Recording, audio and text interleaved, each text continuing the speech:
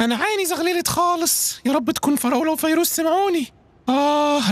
لو سمحت يا بروفيسور يا دكتور. حضرتك بتناديني؟ أيوة أنا بكلم حضرتك. ممكن حضرتك تسلفني نضارتك؟ إزاي الكلام ده؟ ما ينفعش طبعا يا فندم. اسمي فريد ونضارتي خدتها فراولة بدل نضارتها اللي اتكسرت. للأسف ما ينفعش. ليه بس؟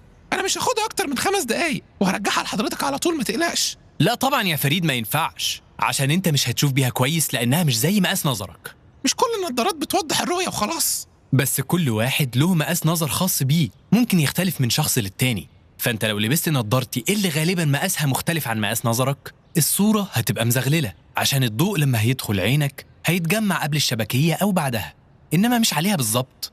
شبكية؟ أنا لسه سامع سفروت وأستاذة عين في البودكاست بيتكلموا على حاجة اسمها شبكية برضو. إيه الحكاية؟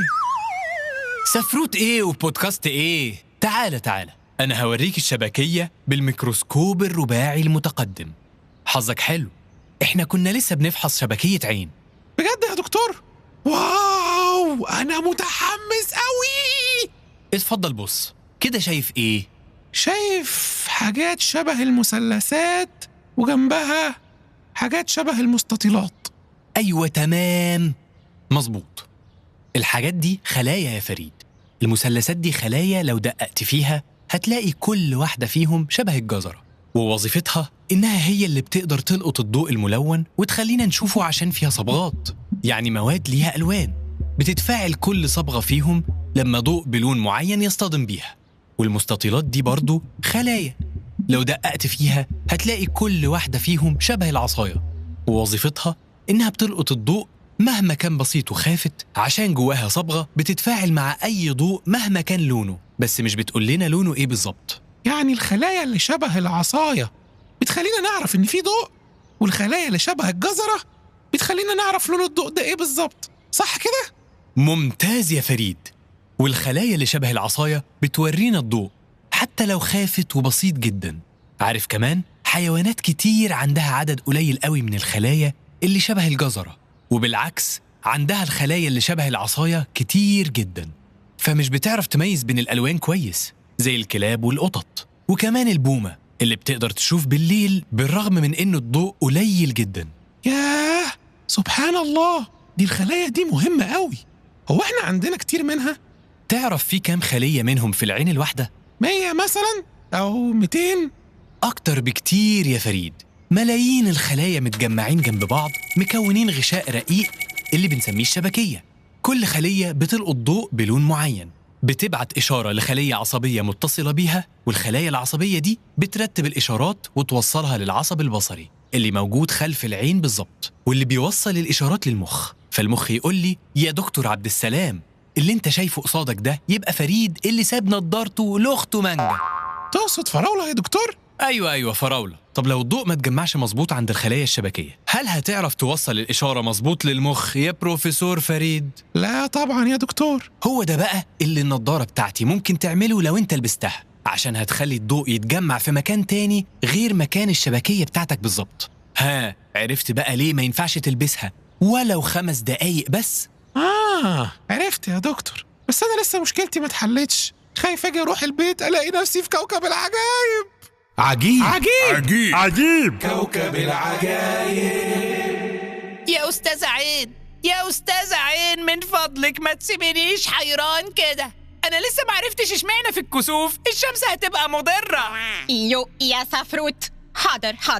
النظر للشمس مضر على طول، لكن في الأيام العادية مش بنقدر أصلا نبص لها مباشرة إلا ثواني معدودة، وبحس بألم، فالإنسان بيخليني أغمض وأبعد عنه على طول. لكن في الكسوف ضوء الشمس بيكون أقل طبعا، لأن القمر بيبقى موجود بيننا وبين الشمس، فمغطي جزء من الضوء بتاعها عننا. طب ما دي حاجة جميلة، إزاي بقى هيكون مضر أكتر؟ أقولك يا سيدي، الضوء القليل بيشجعنا نبصلها وقت طويل من غير ما نتضايق، وكمان الضوء القليل بيخدع العين اللي هو الباب بتاعي. بيخدعوا ازاي؟ وايه العين ده؟ العين هو الدايرة الغامقة الصغيرة خالص اللي في وسطي، ووظفته إنه الباب بتاعي، وعشان حساس جدا لكمية الضوء، فلو كمية الضوء كبيرة يصغر ويبقى دايرة صغيرة، ولو الضوء قليل يوسع ويتمدد ويبقى دايرة كبيرة عشان يدخل أكبر قدر ممكن من الضوء. عارف زي إيه؟ أول لما تدخل أوضة ضلمة خالص بتحس إنك مش شايف حاجة، ولما تقعد ثواني تحس إنك واحدة واحدة بقيت شايف حاجات بسيطة، صح؟ ايوه صح، بس برضو محتاجة افتح النور يعني. أيوة طبعاً، بس في فرق عن أول لما دخلت الأوضة ولما عدى شوية وقت، صح؟ ايوه مظبوط. أهو ده بيحصل بسبب اتساع البؤبؤ بتاع عينك عشان يقدر يجمع لك أكبر كمية ضوء ممكنة، وده بعد ما الضوء بيعدي البوابة الأولانية اللي اسمها القرنية، وهي عبارة عن طبقة رقيقة شفافة بتغطي العين. ايوه يا استاذة عين، انا عرفت كده اهمية البؤبؤ، بس ما عرفتش ليه الكسوف بيضرنا. ما أنا هشرح لك أهو. البؤبؤ وإحنا بنبص على الشمس ساعة الكسوف هيلاقي الضوء اللي جاي قليل، فهيعمل إيه؟ هيتمدد ويوسع عشان يلقط أكبر كمية ضوء. ممتاز، برافو عليك. لكن اللي بؤبؤ مش بياخد باله منه إنه كمية الأشعة الضارة المنبعثة من الشمس مش بتتحجب عننا زي ما الضوء بيتحجب وقت الكسوف، وعشان كده العين هتفضل تبص للشمس والبؤبؤ يوسع، فالأشعة الضارة تدخل براحتها خالص لداخل العين وإحنا مش دريانين، وبالتالي تقوم خبطة في الشبكية فما تستحملش الشبكية وتتحرق.